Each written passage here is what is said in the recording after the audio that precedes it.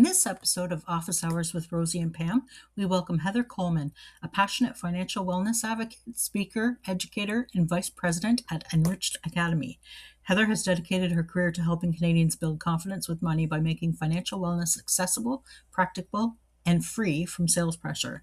Her research on employee financial wellness, completed as part of her MBA at Thompson Rivers University, has helped shape conversations about the importance of financial well-being in workplaces across Canada. Join co-hosts myself, Pam Welling, founder of the North Grenville Writers Circle, and RoseMarie, Rosy Keogh-Smyth, as the Mortgageless Mentor, as we explore Heather's inspiring journey, her passion for financial education, and why she believes that education is a superpower when it comes to achieving financial freedom.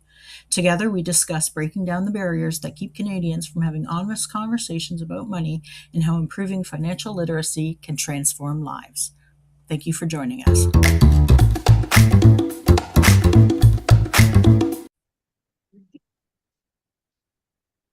Hi, ladies. It was nice talking before we got started, seeing how we're all doing.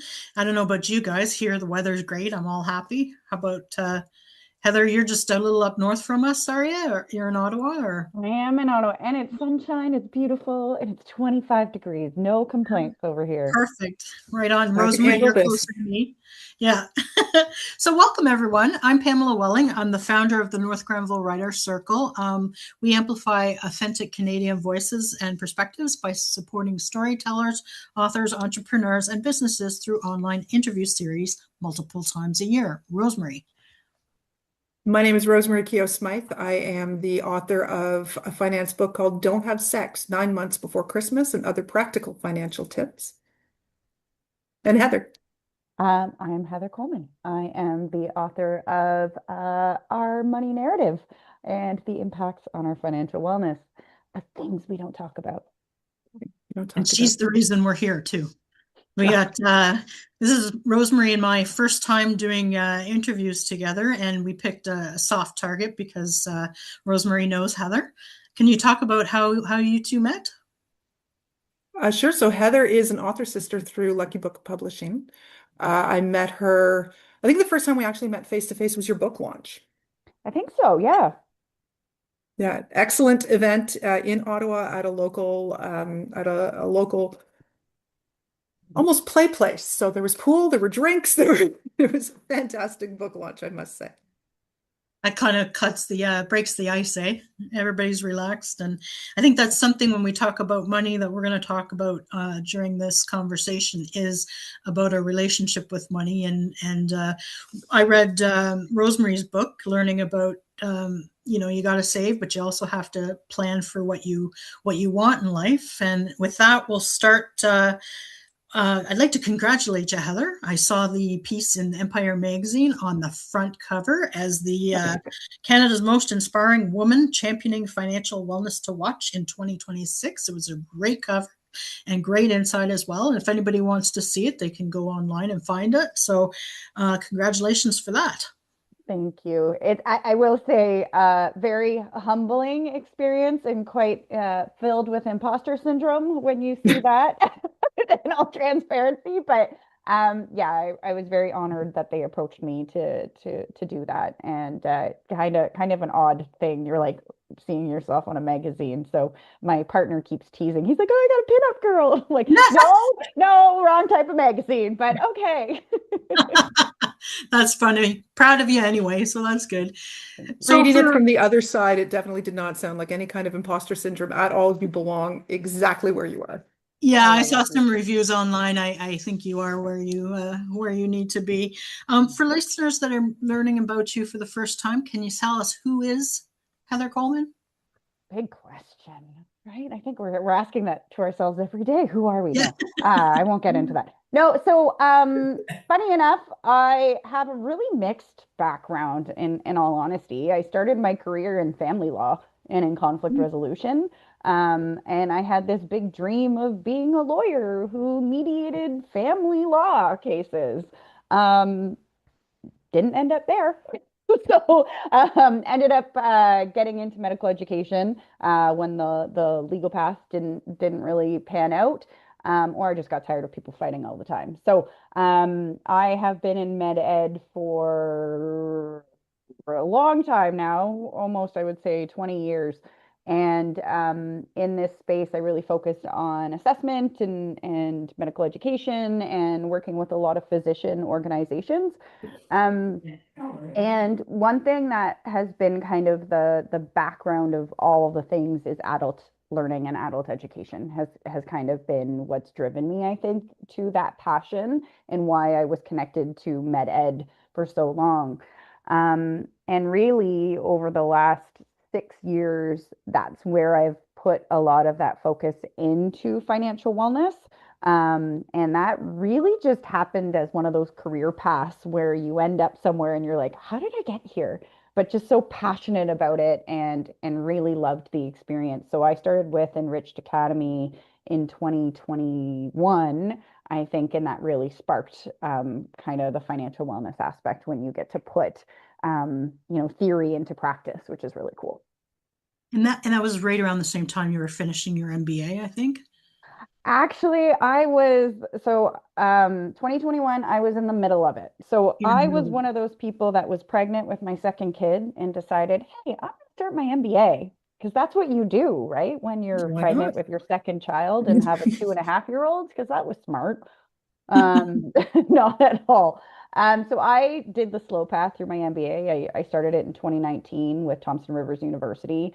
They had the most flexible program in all of Canada, which is really cool, and a lot of people don't know about it. And for professional women, we tend to want to do things well, overachiever types. And yeah.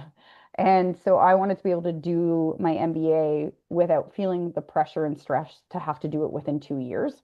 Mhm. So I actually finished it in 2023. Oh, right on. Very good. And you did research, Incredible.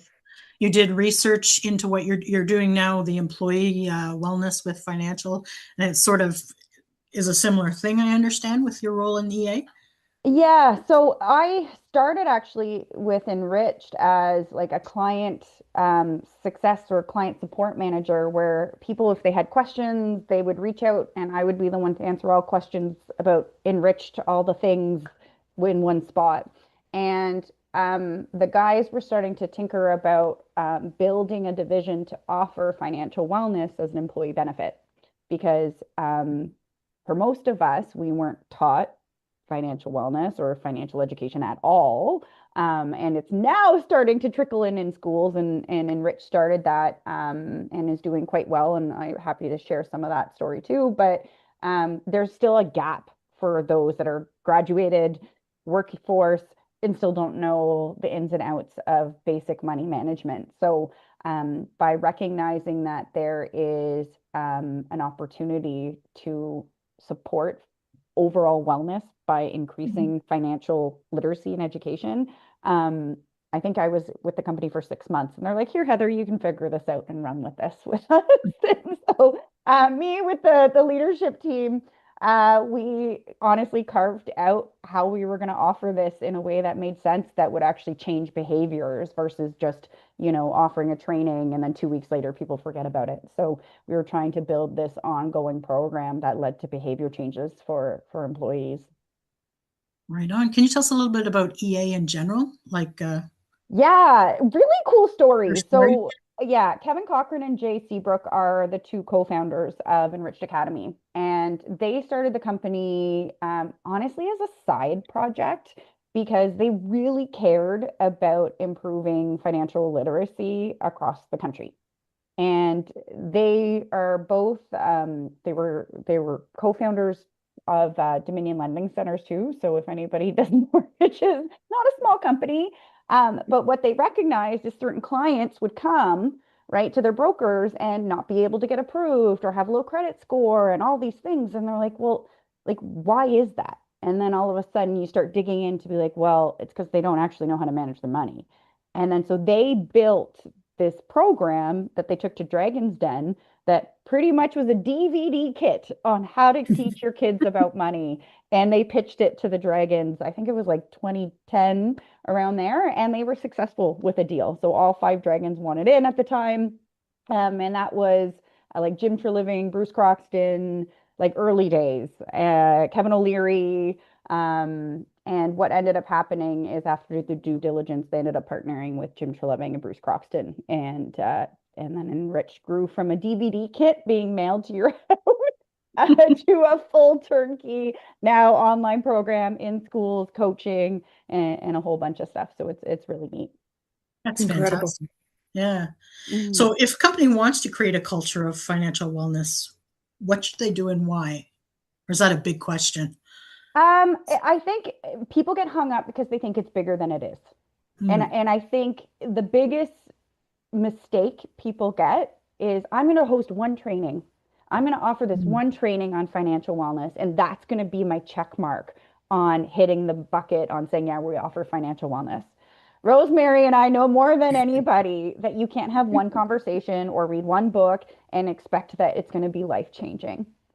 It takes commitment and it takes ongoing check ins on the topic because it's just almost like going to the gym, right? January 1, we're like, oh, I want to go. I want to lose weight. I want to look great. New Year's resolution. And then everybody gets their gym membership. By February, no one shows up anymore. Financial wellness falls in that same bucket. So, as an organization, if you're looking at it just as you are with any other wellness program, you have to say, what am I hoping to achieve by offering this financial wellness program? And that's where I get really jacked and excited because that's where my research kind of came in was actually if you do make it a priority as an organization, people are more productive, Mhm. people take less sick days, people are generally healthier, and people end up being higher achievers and tend to be like those people that are tracked to do well, stay longer and committed to the organization. So overall as an organization, it's like worth the investment because you're getting more out of your employee at the end of the day. So it's an investment in your employees, but it's also an investment in your business. Yeah, because your Yeah. productivity should not go down. It should technically go up with what like the research is showing. Right People on. are so stressed, they carry it with them wherever they go. So if you can alleviate the stress of finances from somebody, you've just changed not only your organizational structure, but you've also changed their family, their friends, their community. Yeah, it has a rippling impact. And I think for years, because people weren't allowed to talk about money at all, right? We grew like especially in Canada, you grow up, you're told don't talk about religion, money, or politics. Like those are the three things that it's impolite to talk about. You don't talk Yeah. about how much you make. Like I remember conversations with my grandma who used to tell me like women don't wear pants, dear, and we don't talk about money. And I'm like, okay, well, that has changed. Yeah. Yeah. And I'm okay with both of those being changed. But I think it's that, and it's breaking those cultural norms to say, you know what, if someone is struggling and stressed and they're carrying debt, or they, got a big bill that they weren't anticipating and they're coming to work, they're not leaving that at the door when they sign on to their computers. And so if you, as RoseMarie said, help alleviate that stress by offering them resources or training or an opportunity to speak to someone about it, that is a really good opportunity to help them get that kind of out of the way so that they can focus. Makes sense. So we talk about like the business side of it. What about the people side of it? You've gone across the country and you've done training to thousands of Canadians. And what are some aha moments that maybe you picked up? Yeah, so I really had the privilege of working with some great Canadian organizations. So I would say some of our biggest clients were the RCMP through their union, the National Police Federation offered it, and not a small organization by Mhm. any means, right? And the Canadian Armed Forces, we ran a pilot with them through SysUp Financial to offer financial wellness. And the one aha moment is you go somewhere, have a training, and you like teaching whatever the topic may be. Maybe you're talking about budgeting 101. Maybe you're talking about net worth tracking. Maybe you're talking about investing. Doesn't matter what it is. There's always that one person that comes to you at the end and just verbal diarrheas their entire situation when it comes to their finances. And like I'm still well up, and like there's certain people that have touched my heart with how much they're willing to share, how much they say like, this gave me the strength to want to change, to want to do something different. And it's regardless of how much income they make, right? So police make pretty fairly good money, right? RCMP has one of the best pensions in the country. So why is 1 in 4 struggling so hard that it's leading to, suicidal thoughts, extra stress, not able to go to work, not able to handle the day-to-day pressures because they are drowning? That's not okay. And then you also have people that, are working double, triple overtime because they get in this loop of I need more, I need more, I need more, I need more, thinking that their lifestyle requires all that. And then being able to actually tell them, no, you don't. You can actually survive on your regular salary without ever having to do an overtime more. All of a sudden that, wait, I don't have to burn myself out. Wait, I don't have to pick up these extra shifts thinking I can't afford life. Those are those cool stories that really hit the heart because they're not fundamental, massive changes that people need to make. And that's the cool thing is that you help people get more in control. And for anybody that has felt spiraled by their finances, once you have that feeling of in control and feeling empowered that you're not hopeless, that's a really cool feeling. That kind of actually leads to the next question, which is what inspired you to write Our Money Narrative and the Impacts of Our Financial Wellness, and to focus on the emotional and psychological side of money? I mean, you see it out in the wild, but what inspired you to start writing it? Um, Funny enough, I didn't have an intention to write a book at all. I had finished my paper for school, and so my paper was really focused on measuring the impact of financial wellness for an organization and finding out what those variables were. Um, and part of my goals in my career was to do a TED Talk. I think for anybody that does public speaking, TED is that stage that you're like, that's it. That's where you want to go. And the day I submitted my paper, finished my presentation, TEDx application came up. And so I was like, how serendipitous is this? Like, it's one of those things. The email came in, like, post on Facebook. I'm like, oh, okay. This is the universe saying, do it, submit an application. So while I was at TED doing my presentation, RoseMarie and our publisher, Samantha Moonsamy, who's one of the co-founders, she was in the audience and she heard my talk and she was like, oh my God, girl, you need to write this. Like, she's like, the way that you talk about those things that like impact our emotional stuff when it comes to money, she's like, it's almost like we're having a glass of wine or sitting down for a cup of coffee instead of feeling lectured. And she's like, can you turn it into a book? I was like, probably.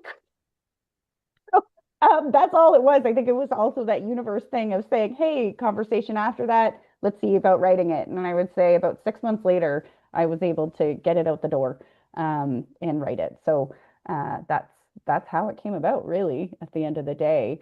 And I think it was a bit therapeutic while I wrote it, just at a time in my life going through a separation and divorce and finishing my MBA, just finished honestly having like I'm a cancer survivor, so it gave me something during that time to work on that was just me. I felt, even doing TED and that sort of stuff, a lot of it was kind of sharing enriched stories and that sort of stuff, which is great. And I love EA. I call myself the queen of Enriched Academy, and the guys know that because, I just believe in what they're trying to achieve. But I found the book was more my voice. And I think for anybody that's ever gone through a separation, trying to find your voice is an important thing. So I think that's probably why I leaned more into the emotional side and recognizing that because I had just lived it like pretty firsthand. Oh, okay, wow. And you talk about how personal stories and beliefs about money shape our financial decisions. How can people reframe them? Like, I think the first thing is recognizing that you did have some sort of history with money, right? Some people don't even think about it, right? Like you don't start to say, wait, did my parents talk about money at home? Did they fight about it? Like what, like anytime you can actually do that pause and self-reflection of where am I at, and what is like, why do I react this way? Why does a visa statement come in? I put it down and I don't open it for 3 days. Like, why do I do that? And I Mhm. think that's that first thing is asking yourself those personal questions. Interview yourself about it.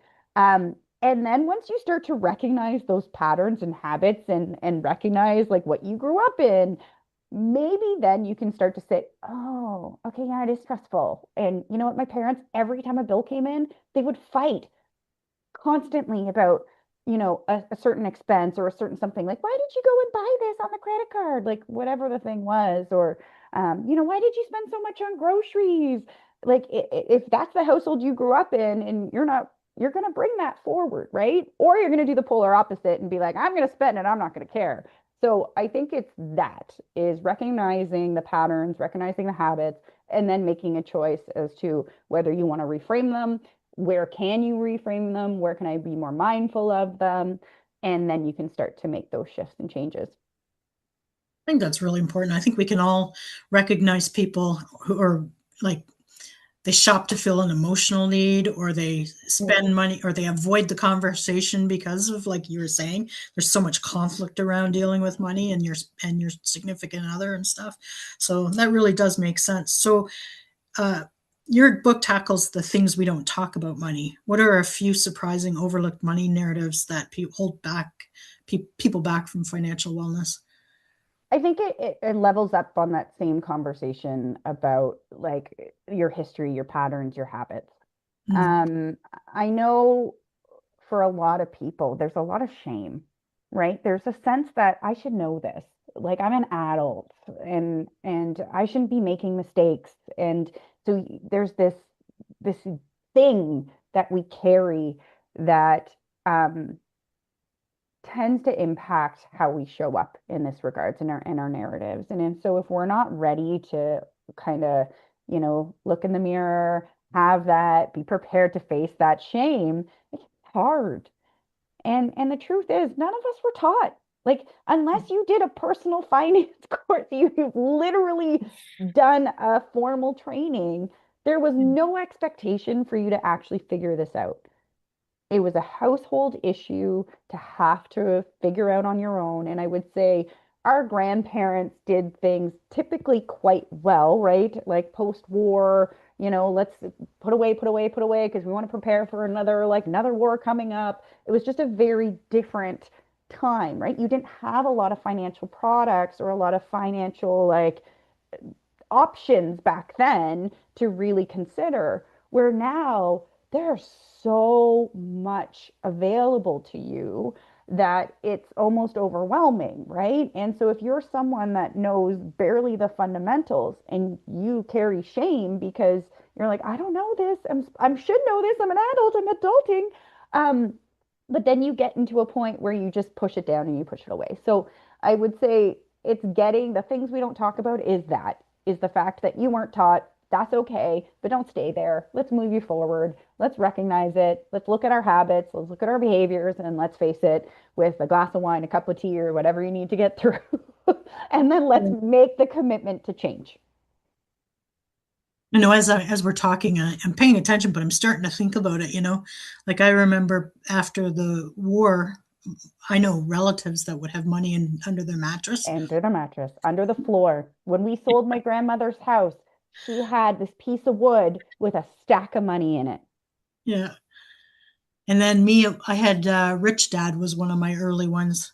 Rich dad, poor So dad. I kind of yeah, so or the wealthy barber, Yep. Yep. but and that made sense to a degree, but you still don't know as you age how much you can use lines of credit, how credit's so important, and you know, from high school on. I was glad to hear you say about EA working with colleges and schools. Can you like that's they need that, right? I mean, I remember carrying an egg around, and that's supposed to teach me how to, to Be a look Have a parent. baby. at. It's like, Yeah. Yeah, that's really where Enrich started, right? So their first program, like this DVD kit, was how to teach your kids about money. And DVDs obviously was a booming business for a certain period of time, but then you need to level up. So When they brought the CEO, Todd Peterson, in, he leveled them up from DVDs to an online program, and then recognizing like where is this fit for an ideal space. Getting into elementary schools and high schools is there's a lot of red tape, right, from a curriculum perspective across the different provinces, and so that wasn't an easy path. Where career colleges was kind of that first point of entry because they're more privately owned. And so once some of the owners were like, oh my God, like this will make a huge difference Yeah. for our students that may not out of the gate make a ton of money, but if you can manage like the core, what you have coming in, being able to be a struggling student and learn good positive habits, they saw the return on investment for offering that as part of the curriculum in career colleges. So that's kind of where Enrich started there. And honestly, it's blown up. It's now mandated in grade 10, 11, 12 in Alberta, which is a really cool thing. And PEI has taken it on as well. So I think they even developed a program as young as like grade 5, where it's Right. more gamification and talking about like what's a bank account? What's the difference between a checking and a savings? Like really core skills. And so it's really neat to see that growth there. And the hope is that it kind of becomes a household program across, honestly, our country because our kids need it, but as adults, we also need it too. Oh, for sure. I mean, now everything's available immediately, and there's expectations of whatever you want. You should be able to afford it. But, and I remember people join the military, and because my background is Canadian Armed Forces, and all of a sudden you get a lot of money, and people would buy big trucks, and it's like, you know, like, what about saving for retirement? And Well, that kind of Pam, thing. you bring up so when we worked with CAF specifically, and one thing we noticed is outside of some of the biggest bases like Petawawa, Trent, like all of these, they will literally have car dealerships Oh right yeah, outside that say, like military special, come by now, like free financing with a little bit of like small font print at the end of it. Um, it is nuts, right? And we actually used to make a joke when I would do the presentations to say, okay, who's all the new recruits? Oh, I can tell by your big truck in the car, like you can't afford. Yeah. No way you can afford $100,000 truck on your like 60,000 starting thing. Like it's just not a smart investment. why would you want to afford it when you can Oh, do trips all over the world? You can do so much else with it. Yeah. and we But saw that with knowing the what it is that you want is the key. Yeah. yeah. Yeah. And so we Well, and started you were saying that, sorry. Yeah. When I interviewed RoseMarie, talking about planning on what you want and don't waste it on other things so that then you can't do what you want. That's the fun stuff or whatever. Yeah. yeah, Or then that's you have to, you have kids and you want to get a minivan and you're going to lose all that depreciation on the truck you bought when you were like, when you thought it was cool or whatever. Yeah. I guess we could go on forever, right? Yeah. yeah. And it's funny enough too, because when I did a training at like a depot for RCMP for new trainings to come out, and a lot of them were like, I can't wait to buy my first car. I'm like, where are you getting posted? And oh, I think I'm going up to Iqaluit. What are you going to do with a car? Like you're literally going to buy a car that's going to sit parked while you're posting for 3 years? Like, Yeah. oh, move. But I think it's that, right? There's that culture thing of this is what I should. Everybody buys the fancy car with the big wheels, and it's just calling out some of those habits. Yeah. Where, I had a friend who we had not very much time in, and he had already saved so much more money. And I'm like, wow, it's amazing. How do you do that? And now I'm like, he probably had somebody tell him when he was younger. Right. Yeah, Yeah. well, and you think about it when you like calf starting out, you get free housing, free food, all that sort of stuff, and you're getting a salary. Yeah. Like you could start out quite well if you knew the fundamental stuff, but a lot of people don't, right? They fall into the trap of when they're in their training of spending, over leveraging, and that sort of stuff out of the gate.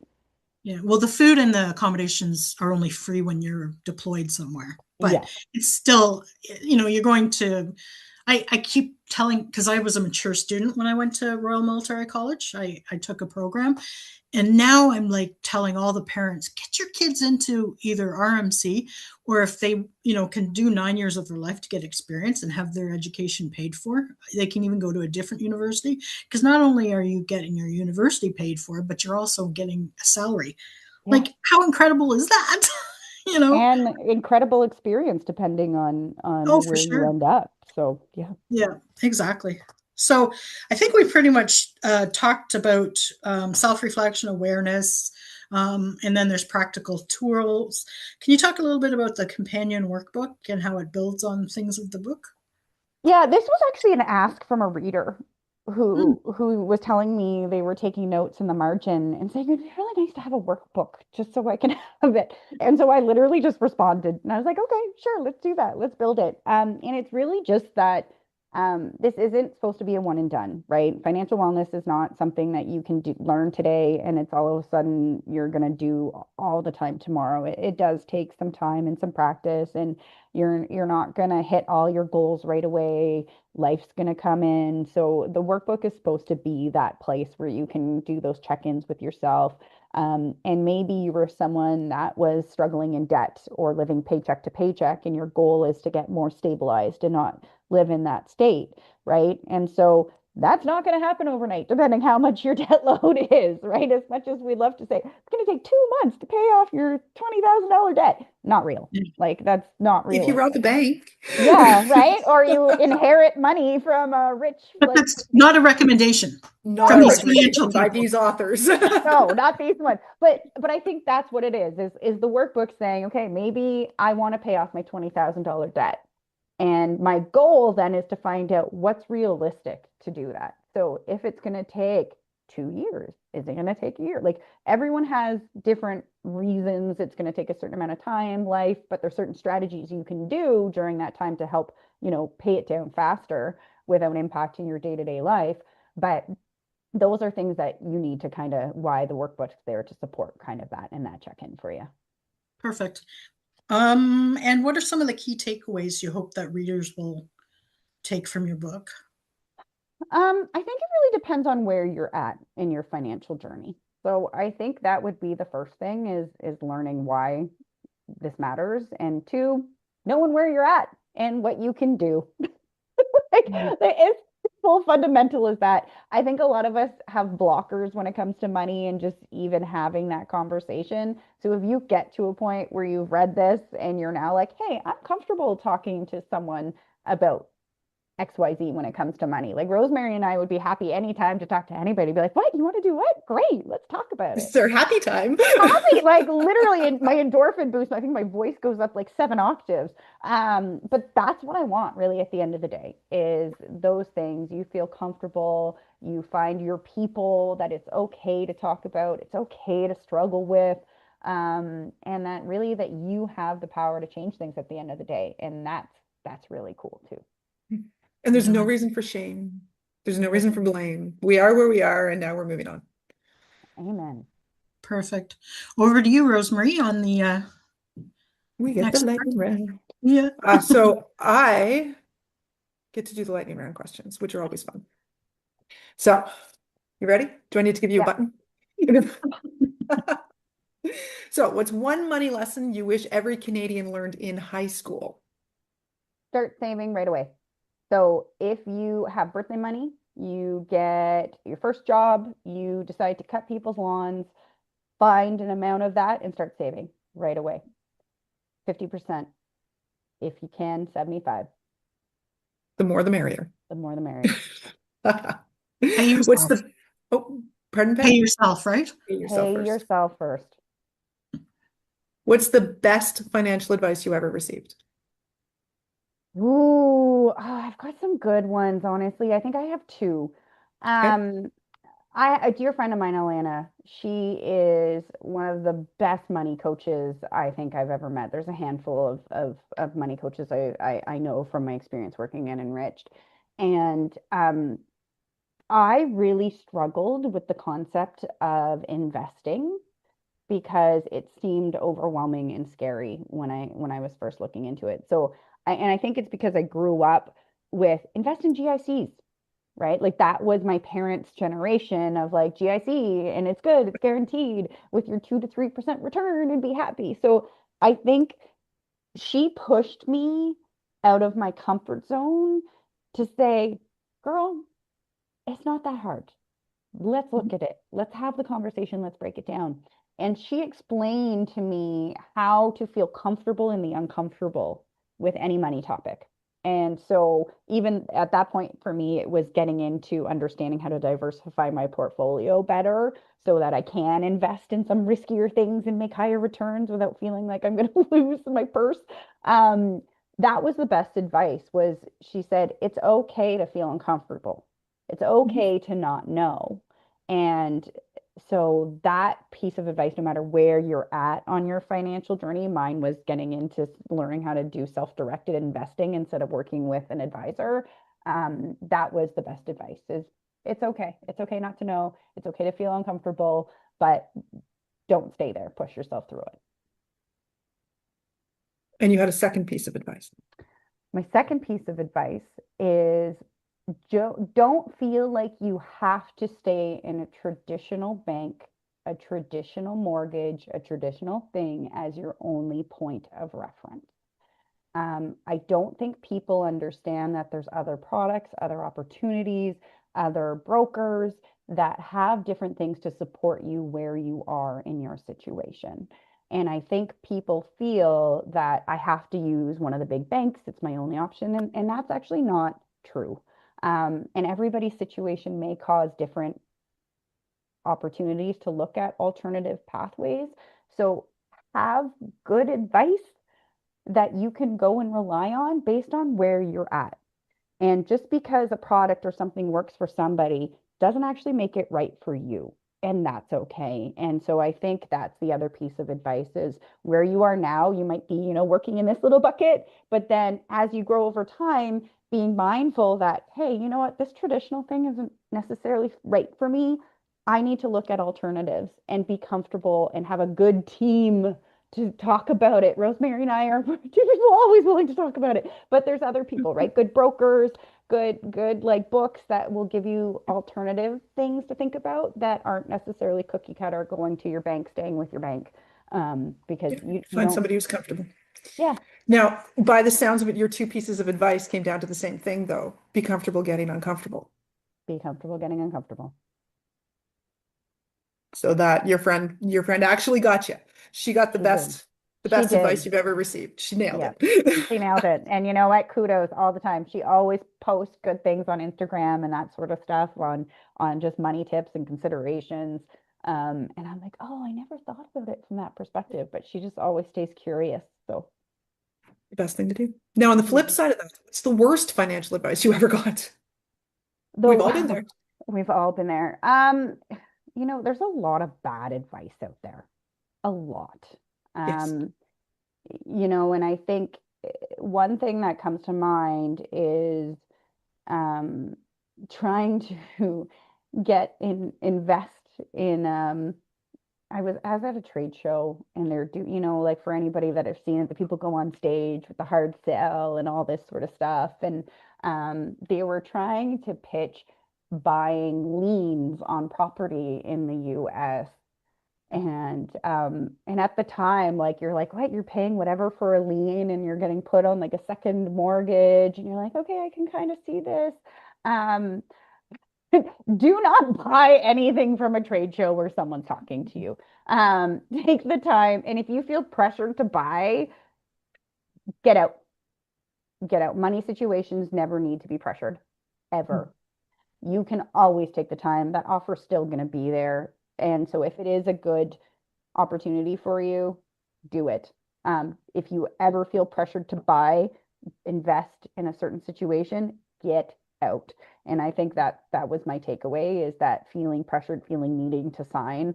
And whatever that pathway is, I will say my ex-husband did sign up and did do it. He felt pressured and it wasn't a good investment. Oh, that's why there's a couple times I think we've been faced with that situation where you're somewhere and someone's trying to pitch you something and some financial piece of whatever and feeling like, oh, like this offer's only now. You're only going to have to do it now. And then you fall into that trap. Don't do it. Don't do You it. have to question yourself, though, if this offer's only now, where's the benefit? You disappear tomorrow? Does your office shut tomorrow and never come back? Yeah. Right? And the pressure sales work though, right? That's why They they're in do. business. Timeshares work well. They do. I said somebody was trying to pressure my cousin and I into a sign on the dotted line here for a car.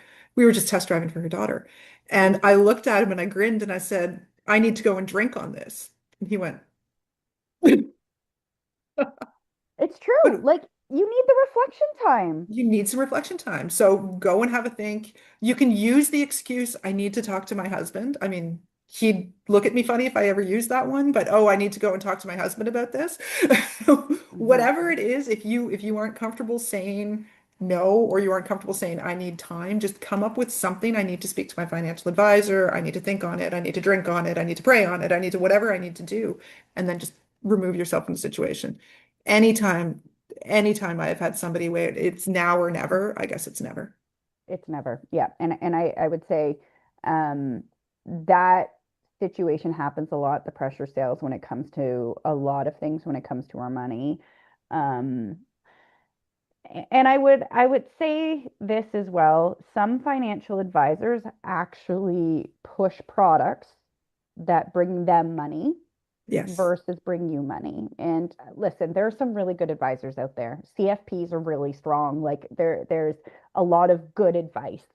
But there are some that are more worried about padding their own bank account than they are. So that's one thing I would say Enrich kind of does is they run some scenarios of you working with an advisor, paying some additional fees, and understanding how those fees work um, to really make a difference to make sure you're getting what you're being talked about. Everybody deserves to get paid for their business. Like we show Absolutely. up, we get paid, no issues there. But there is some bad financial advice in regards to investing in certain portfolios that really, at the end of the day, don't have good returns, don't have your best interests in play, but fund the funders really. And so that is also something I tend to lean into people that um, are kind of on that bucket where they've got savings, they're doing like decently well, but they just don't know what to do with it. That kind of group, we tend to be the biggest suckers sometimes with opportunities because you're like, oh, I don't know, I'm supposed to do it here. Like I had a client who had just received an inheritance of over $200,000. She kept in her checking account for over a year because she didn't know what to do, didn't want to talk to anybody about it because she felt like every time she would go into the bank or something that they were They trying to try and grab it. yes. And but she just froze it. And I'm just like, oh my God, like, you're not even making 0.1% on that. Like, anyway, so that's always uh, there's always questions you can ask and there's like strategies you can learn when questioning, financial advice that you feel like this doesn't really seem to resonate that helps. And everybody's in their own space. So not feeling like, oh, I was being an idiot there. Like after my second car accident, I started hoarding money simply because I was afraid that I was going to die, right? Like it was just a bit of two car accidents that should have taken me out. And I looked in my checking account one day and I went, all right, go invest it. You're not dying, you're fine. Right? But did Yeah. you die? No. So, but Yeah. sometimes it's just that psychological block and then questioning it and being able to have a conversation with somebody. So like if you can have even a one-off conversation with, Heather on a back deck where it's you buy an hour and you just go have a conversation and you just let it all out, then you can find some of those underlying, oh, I'm doing this because, all right, I don't have to worry about that. Let's move on. I think I have a new idea, Rosemary. Maybe we need to do Margarita Mondays and talk about money with us on a patio. I don't know. I feel something happening here. I could do margarita. Margarita Mondays, talk about money. No. Tequila Tuesdays, Whiskey Ooh, Wednesdays, we're Thirsty loading up the Thursdays. loading up the weed. Yeah. Gotta get one for those. Frangelica Fridays. So, final question. If listeners remember only one thing from our conversation, well, not the final question, but close to the final question, what would it be? I would hope that we can bring a little bit of laughter and lightness to a hard topic. And that they don't drink every day of the week, Yeah, because that please wasn't a don't. Not good. recommendation. Listen, to each his Unless they're on the patio own. with us. Yeah. To each his That own, is but that is not the financial recommendation. wellness. Yeah. What That's about another you, cool one. RoseMarie? What's one thing you hope that people would take from this conversation? That no matter where you are, that's not where you need to stay. So one of the pieces of advice that I've given, or one of the lines is, debt is not a postal code. You do not have to freeze where you are. And there are people out there who absolutely love talking about money. So Love it. go find those people. Find your people. So Heather, are there anything you're working on? Anything moving forward? Yeah, I've got my audiobook coming out, which is exciting. It's on my list to finalize and get it done. You know, RoseMarie and I teased about finding that sweet spot of do you want someone to read your book for you? Does your voice make the most sense? So I've taken my sweet time to finish that. And I've actually really taken a bit of a pause on doing too much right now. So I have some different events going on. I think I shared with you, Pam.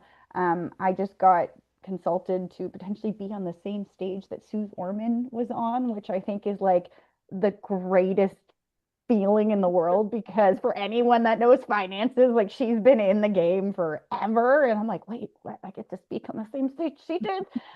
So yeah, I'm being picky choosy, not taking on too much. But always happy to be reached out. People can reach me on my website, email me, and I tend to do more consulting right now on organizations on how they can help improve their financial wellness or considerations there. And I actually do divorce coaching, surprisingly enough. Obviously, money and divorce goes hand in hand, and some people need honestly a safe place to come to that not only has the background with like the legal aspect, because I worked in family law, I was a family law clerk, I'm trained as a family mediator, to actually going through it and experiencing yourself and recognizing like, okay, so this is what we mean by equalization. This is what it means if you want to live in your matrimonial home and buy out your partner. And so having those real conversations. So that's kind of where I've been putting my energy.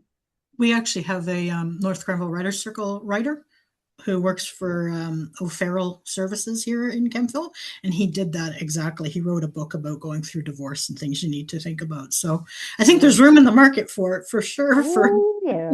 Yeah. Your next book, Heather. There you go. There you go. Yeah, yes, my nonfiction book, I guess. If you don't want to go back to that, no, I don't know. Well, thanks for joining us today, Heather, and sharing your insights on financial wellness, money narratives, and the important work you're doing through the Enriched Academy, which I know a little bit more of than I did yesterday. Is there anything else you'd like to add before we close out our conversation? Just thank you for the opportunity, ladies. It was fun to laugh and giggle with you, and you know, I love that you bring a platform for authors to come and talk about these things in a space. So just a big thank you, and people can reach me at my website if they want to learn more. And there's a contact in there, and very good. Right on. So we'll have the links available for everybody.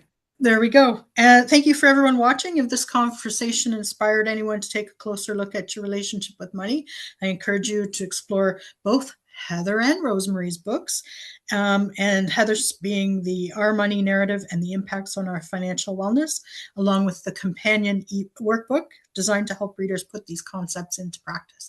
And there you go. RoseMarie's holding it right there. We can also learn more about Heather, as we said before, by checking out the May 2026 edition of Empire Magazine, available for free online. Thank you, ladies. Thank you, ladies, very much. Thanks, Pam. Thank you, Heather.